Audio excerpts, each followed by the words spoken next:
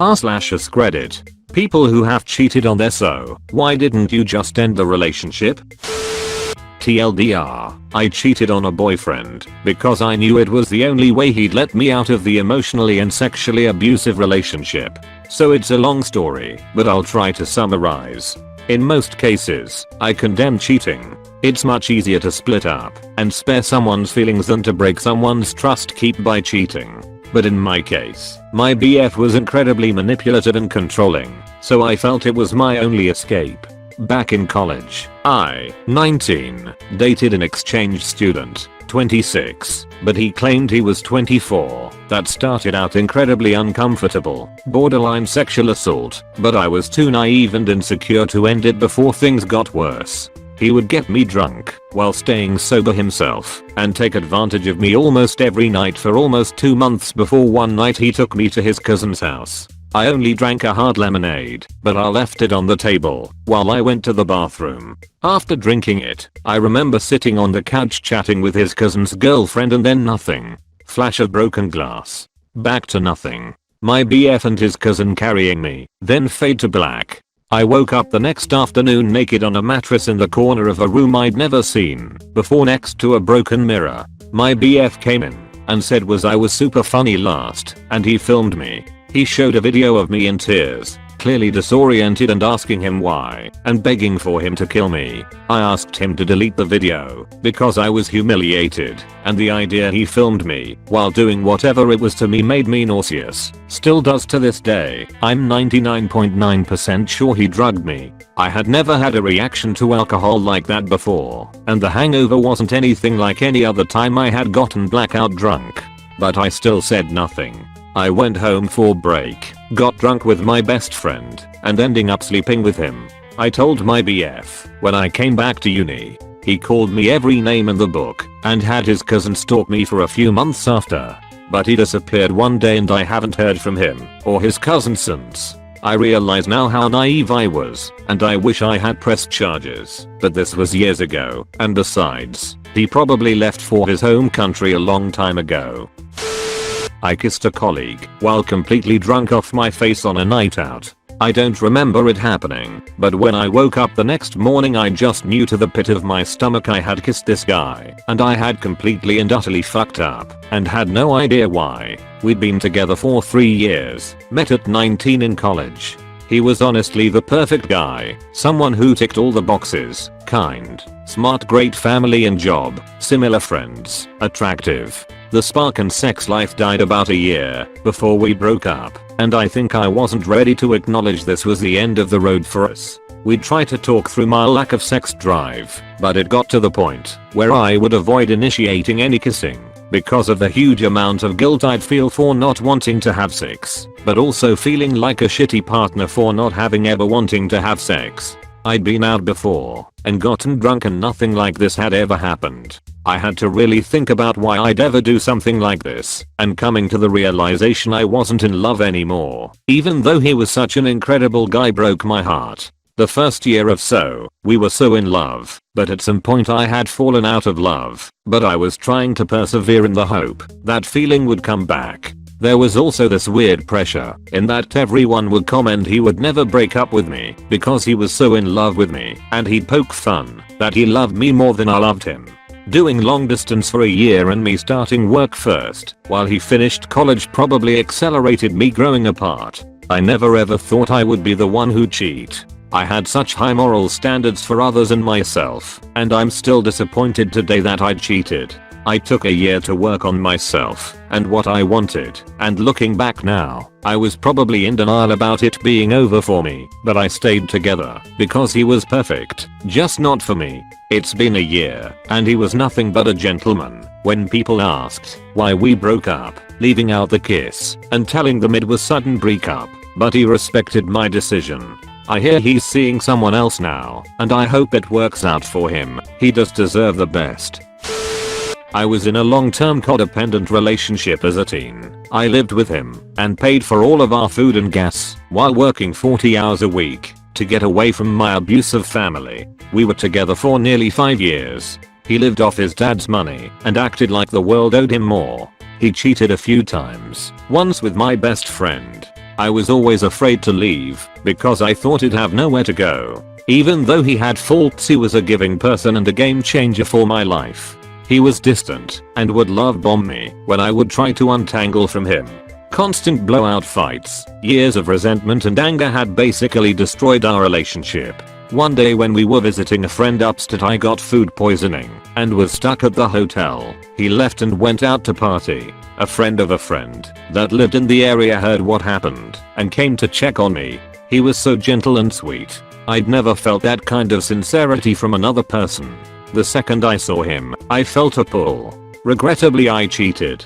I can't undo that, and it was 100% my fault. I think I knew the second he came over what was going to happen. The drive home was tense, and I remember half WSY there looking at him and saying, we both know we can't be together anymore. I moved home and saved money, made friends, had new lovers, repaired what I could with my family. It was tragic, but necessary. At this point many years later, I'm thankful for it. I'd probably still be with my ex today if I hadn't been selfish. I wish we could have found a way to work out our problems in a healthier way. He is still living off his dad's money, partying too much, and bouncing from one girl to the next, cheating on them all. We talked a few months ago for the first time in years. Pain is still there, love too, but mostly pain. We were both kids trying to navigate an adult relationship, and ultimately we failed. I have cheated once. I loved this guy more than I can say in words, but we did not have a healthy relationship. He cheated on me. I even caught him once in bed with another man, and I stayed with him anyways because he was my world. He was my best friend. He was my family. But we didn't have sex. It killed me inside. I would show up at his house wearing nothing but lingerie and a fur coat. I wish this was a made up story by FML, it isn't, and he would ignore me. I didn't feel like I was attractive or sexy, and it got to the point where I didn't think he would even care if I had sex with someone else. So one night, I was out at a show with a bunch of people, including a guy I had an innocent crush on, and we ended up kissing. One kiss. I felt terrible about it afterwards. Sick. I confessed to my boyfriend and he went insane. He punched the windshield of my car and shattered it while I was driving. It was bad. He felt betrayed. Looking back at this 20 years later, it's obvious what was going on, but I didn't see it at the time. I was young, naive, and he was everything to me. I regretted hurting him then, and I still regret it to this day. I have never cheated on anyone again. Cheating isn't the answer. Talk it out, work it out, or get out. Edit. Wow, I didn't expect this to blow up like it did. Thank you all so much for the really supportive and kind comments. And to clear things up, I'm a female. Edit 2. Since a lot of you have commented on my statement about it's obvious what was going on and wonder what I meant by this, he was into dudes and I think he was very conflicted about it at the time. I'm glad I came across this post today. Married almost 4 years, together 8. My husband is in a treatment center for an addiction that has surfaced over the last year or so. So much heartbreak has led up to him going to treatment. He's been out of the house for almost 2 months, and I'm alone with my babies. My kids are very little. I'm still nursing, and I stop generally when they get teeth. He hasn't been contributing financially, took money, has been reckless, but I don't have any suspicion of him cheating whatsoever. I feel all the feeling that go along with cheating: betrayal, humiliation, anger, diminished self-worth, etc. He went to treatment last night. He has pleaded for me to stay. I told him I'd be here. I found myself on a dating site. I can't tell you why. None of the men on there appeal to me like my husband does. I'm still very much in love with him. I know how addiction works. I myself do not deal with anything personally, but I read up. I get it's out of his control, but none of it is really any consolation. The more messages I respond to, the more normal it seems. I guess maybe I was looking for some kind of personal validation, or maybe to adopt some kind of alternate lifestyle that he would hate, like he did to me. Sounds petty, I know.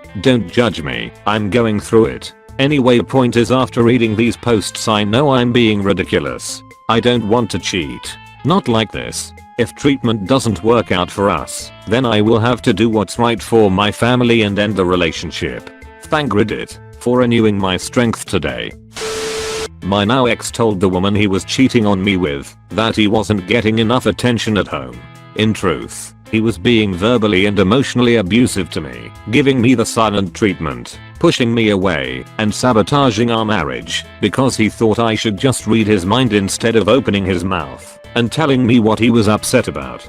He stopped parenting his teenage son out of spite because I called him out on his lax parenting. He would test me constantly by leaving shit all over the house knowing it would make me upset, etc etc. In actuality, he just was a selfish abusive jerk who refused to talk to the person who loved him the most and just wanted to work things out. He ran away from his problems instead of facing them like an adult. I had realized that I was having a mental breakdown and went and got help, including intensive EMDR therapy for diagnosed CPTSD, and instead of helping me through my therapy process, he was fucking someone else. He never was going to end our marriage. Yes, he left me to go live with his parents, but he kept coming back wanting sex. Eventually I told him I wasn't going to be his side piece when he wasn't around the woman he left me for. Nothing would have changed if I hadn't set those boundaries. Sure, she was 10 years younger than me and thinner than me, and she never had to ask him to clean up after himself or ask his son to do his chores.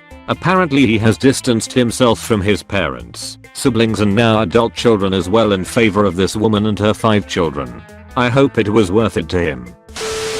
I was broken from a previous, very serious relationship, the aftermath of which pretty much ruined my life as it was, and had me single for 4 years. About 6 months into my first new relationship, I ended up flirting with a girl, who was not just a random, at a party, and getting a cab with her to her house. Just flirting, and the girl cooled off quick once we were in her house, so I left before anything happened, but the damage was done, was as good as cheating as far as I was concerned. A lot of difficult discussions, hurt feelings, and self-reflection brought me to these understandings.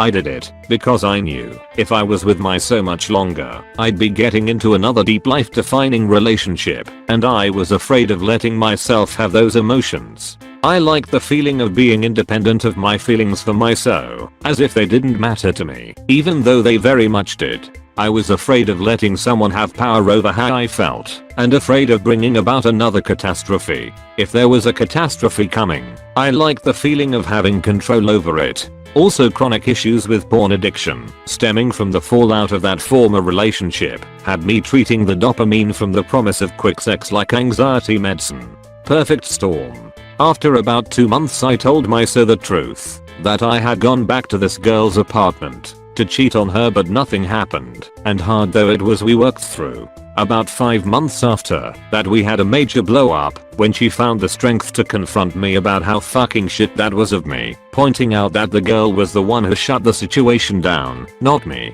that I might have gone through with it in full if the girl had been up for it. I've had to do a lot to try and win back my so's trust. Since then I've done a ton of self-work to make myself better for her, journaling to make myself conscious of my feelings, gratefulness to accept them, and no fap, 255 days as of now, to try shift the porn addiction. Thank Jesus, she's forgiven me, and we are looking at starting a life together now. I don't know if I'd forgiven so if the roles were reversed. I'm seriously with an angel of a human. She makes me want to earn her trust and kindness just by giving it to me freely. This is going to be really long, but I feel like I need to get this off of my chest. I haven't really talked about this before to anyone, except doctors and some family members. I was really young, like middle school and high school, had an undiagnosed psychotic disorder and undiagnosed anxiety, along with definite depression, although technically also undiagnosed, but I knew I was incredibly depressed, and I lived with my mom, who is not only a hoarder, but also a narcissist that would constantly lie for attention, which at the time I didn't know. Because I was a kid and I trusted my mom. My boyfriend lived states away from me, so I only ever got to see him for 2 weeks out of the year. We talked on the phone constantly whenever we could, but I was still very starved for the attention and love I wasn't getting from my mom. So basically I was constantly stressed out because the house was awful, I was hungry, my mom only cooked for herself and got the foods she liked and would eat, leaving me to fend for myself. and because I wasn't doing the best in school, because I was depressed and just didn't have the energy to do the work I needed to do. I didn't ever get diagnosed with anything at that age, because when I told my mom I was depressed and that there were times I really wanted to be dead, she told me to not tell anyone and to just fight through it. Any hallucinations I had, which at the time were very graphic due to the stress, I just wrote off as it's just the light tricking my eyes, because that's what my mom told me it was when I mentioned it to her once. Our cats peed and pooped on just about everything, which was my job to clean. The house was infested not only with giant cockroaches and spiders, but also black mold, and probably several other types of mold that would fester on leftover food in dirty pots and pans laying around the kitchen. I was often disoriented and confused, and I was verbally and mentally abused, which compounded that. My mom would tell me it was fine to date more than one person, because I wasn't married yet, because that's what she wanted to do. She told me about her very weird sexual exploits, called me a prude, and forced me to listen, and would shame me if I didn't want to because it made me feel weird, and she tried to seduce my male friends more than once. She made out with one when he was crying and upset about something I can't remember now. She even told me the first time my boyfriend came to visit that he would likely end up liking her more than me, and he would get a crush on her because she was like me, but way more fun. I was so turned around by the things she did and all of the odd things that happened I took as being normal. She would additionally sneak drugs that I shouldn't have ever had into my diet, like some weird opium medicine she was given by her doctor for her horrible, probably black mold induced, coughing, which she gave to me when I had a little chest cold. I was unconscious for more than 8 hours on the couch that day. They just left me there. I didn't take any more of it because I was afraid of it after the fact, and she didn't tell me it was opium based until after she'd given it to me. I don't know why she liked to do this. I also found out when working things out with my older brother when I was in college that she'd made tea from magic mushrooms and gave it to me when I was a real little kid, like 4ish. I was used to being spoken down to and used to everything being my fault, and because of this, I would isolate myself in my room a lot. I never really went anywhere or did anything other than school related stuff. So at school, I was really desperate for everyone to like me, but I was clearly not going to be the popular girl type due to my upbringing. So I would basically do or say anything I could in order to get people to like me. I would tell people that I loved them because I didn't want them to feel bad about something, and the cheating part would happen because I would just agree to suggested situations that were presented to me because I wanted people to like me. I'm really glad that those situations never turned sexual because I was easily on a path where that could have happened if I'd stayed on it. I always felt awful about it, but really, I felt awful about freaking everything in general. A lot of these people knew I had a boyfriend because I would talk about him, but they didn't care, probably because they knew they could get me to just do what they wanted. I was also bullied by these people. It was a bad group I was hanging out with at the time, called Ugly, etc. And it wasn't until my senior year of high school that I finally started to kind of come out of it. I kind of realized that at that point, I had a chance to get away from all of this shit. That life didn't have to always be this way. If I got decent enough grades, I could go to a college, and I could choose one in the state that my boyfriend was living in. I could get my driver's license, where I had struggled to get one before, because if I wanted to learn, my mom would suggest dangerous driving lessons that would scare me away from it. She probably did that to keep me at home, so I would clean, and she could have some semblance of a nice house, because I know she wasn't cleaning anything. I could get a job and an apartment, and I wouldn't have to be in that place anymore.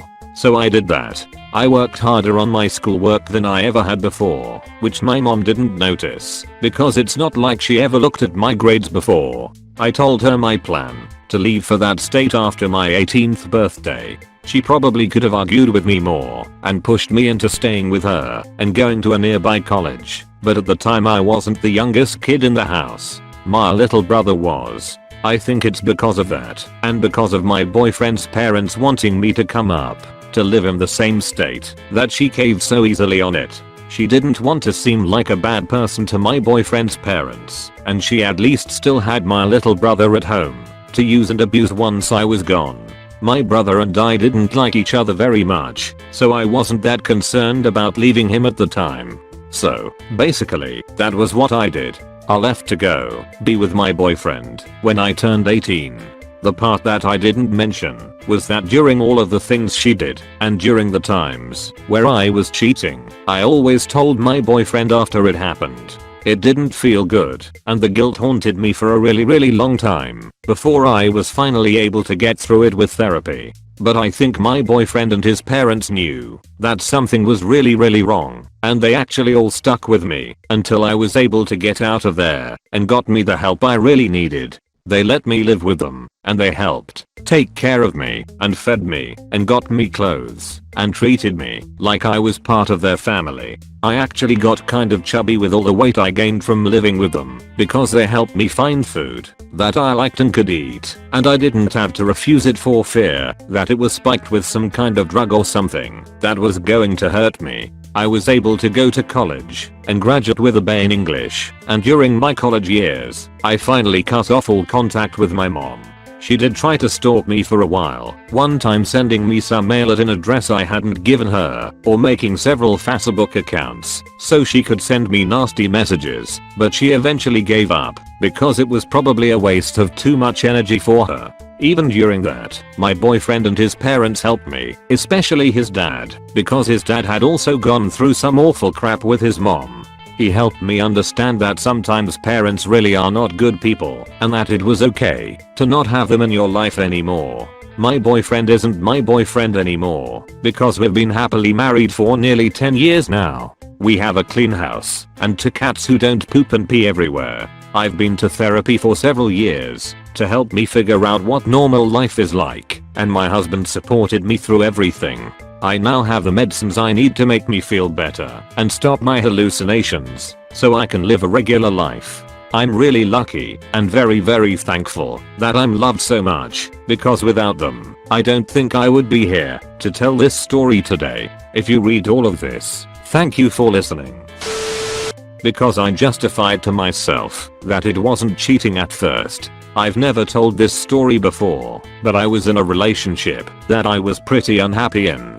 It wasn't just the relationship, I was depressed and scared of being alone, so I didn't end it when I should have. We moved in together, and things got worse. My girlfriend was bisexual and had some interest in a threesome. I was somewhat detached from the relationship at the time and had met a new girl at work who I had a lot of chemistry with. I was in the service industry at the time, and there was lots of after work drinks, and me and this girl were hitting it off. I told my girlfriend about her, strictly mentioning the physical aspect, and she told me to pursue it. I did, and we all went out for drinks one night, and it happened. It was very strange because it hit me during that I had real feelings for the other girl. My girlfriend had to work early, but as she left she told us to have fun, which I took full advantage of. After that I started seeing the other girl somewhat regularly and was officially cheating. I found out a few weeks later that my girlfriend knew and thought it would lead to a fun partner for us, but in actuality I was falling for the other girl.